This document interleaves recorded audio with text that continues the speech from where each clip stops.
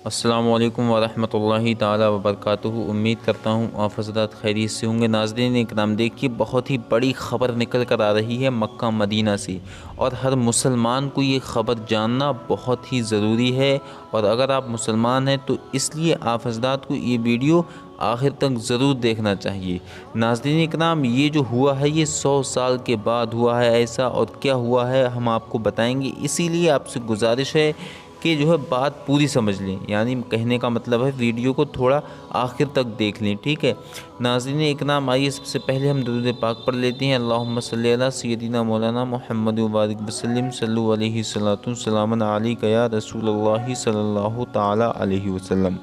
देखिए नाज़रीन इकराम, मैं सबसे पहले आप हज़रात को बता दूं, जो पेपर में लिखा हुआ है वहाँ की कटिंग है, ये देख लीजिए। मैं बाद में आपको जो है बहुत अच्छी तरह समझा भी दूंगा, ठीक है।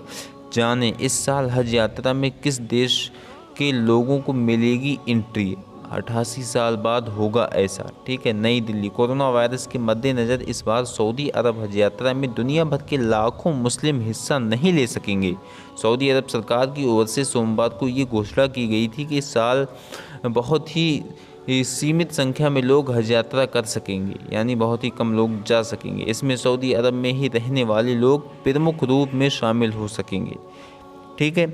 अगले माह हज यात्रा होने वाली है। मुस्लिमों के लिए जीवन में एक बार हज यात्रा करना ज़रूरी माना जाता है। इस वजह से पूरी दुनिया के मुस्लिम समाज के लोग इस यात्रा से शुरू होने का इंतज़ार करते हैं। यात्रा के लिए कई माह पहले ही रजिस्ट्रेशन की प्रक्रिया शुरू हो जाती है, ठीक है।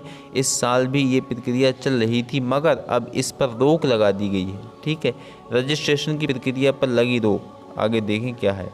यात्रा के लिए कई माह पहले रजिस्ट्रेशन की प्रक्रिया शुरू हो जाती है। इस साल भी प्रक्रिया चल रही थी, मगर अब इस पर रोक लग गई। एक बात भी और है कि इस यात्रा को करने के लिए समाज के लोग अपनी कमाई का एक हिस्सा बचा कर रखते हैं। ऐसे लोगों के लिए ये निराशा वाली खबर है, ठीक है। साल 1932 के बाद सीमित संख्या में कर पाएंगे हज, ठीक। सऊदी अरब की ओर से कहा गया कि साल 1932 के बाद पहली बार हज यात्रा पर इस तरह से प्रतिबंध लगाया गया है। इससे पहले भी युद्ध और भयंकर छूत वाली बीमारियों के कारण इस यात्रा को रद्द किया गया है, लेकिन 1800 के बाद से इस पर कोई ख़ास असर नहीं पड़ा था। उस समय हैजा और प्लेग जैसी बीमारियों का प्रकोप फैला था। इस वजह से भी लोग बड़ी संख्या में इस यात्रा से दूर रहे थे। हालांकि इस बार यात्रा को पूरी तरह से रद्द नहीं किया गया है, बल्कि सुरक्षा की दृष्टि के तीर्थयात्रियों की कुल संख्या को ज़रूर कम किया जा रहा है। तीर्थ यात्रा की देखरेख करने वाले हज मंत्रालय और उम्रा राज्य सरकार द्वारा संचालित सऊदी प्रेस एजेंसी की ओर से दिए गए एक बयान में कहा गया है कि इस साल केवल सऊदी अरब और अन्य राष्ट्रीयताओं की तीर्थ यात्रा का स्वागत किया जाएगा जो पहले ही से राज्य के अंदर है, ठीक है। पिछले साल यानी कि 25 लाख की थी तीर्थ यात्रा, यानी 25 लाख लोग जो है बाहर से पहुंचे थे मक्का और मदीना शरीफ में। Saudi general authority for statistics के अनुसार पिछले साल 25 लाख तीर्थ यात्रियों ने हज यात्रा की थी। तो नाज़रीन इकराम, देखिए ये थी पेपर की कटिंग जो मैंने आपको पढ़कर सुनाई, लेकिन अब आप हज़रात को मैं बिल्कुल आसानी के साथ समझा दूं कि मैटर है क्या, मामला क्या है। देखिए, इस कोरोना वायरस के चलते हुए जैसा कि आप हज़रात को मालूम है कि मस्जिदें भी बंद हैं, मदरसे भी बंद हैं, और इसीलिए जो है अब मदीना शरीफ और मक्का शरीफ में लॉकडाउन लगा हुआ है।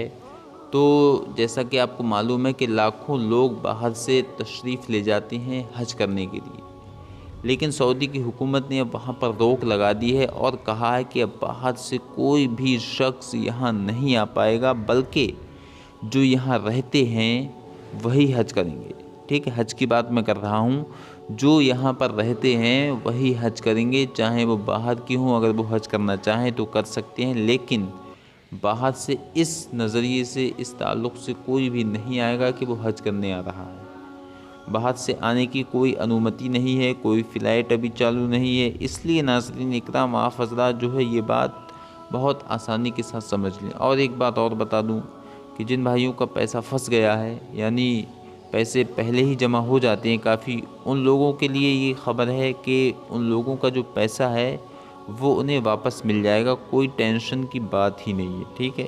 सारा पैसा उनके अकाउंट में जो है ट्रांसफ़र कर दिया जाएगा और सब पैसा उन्हें आसानी के साथ मिल जाएगा। इसलिए नाज़रीन इकराम, आपसे गुजारिश है कि आप हज़रात इस ख़बर को ज़्यादा से ज़्यादा फैला दें। ठीक है, हर ग्रुप में, हर फेसबुक व्हाट्सएप ग्रुप में इस ख़बर को भेज दें। अस्सलामु अलैकुम वरहमतुल्लाह।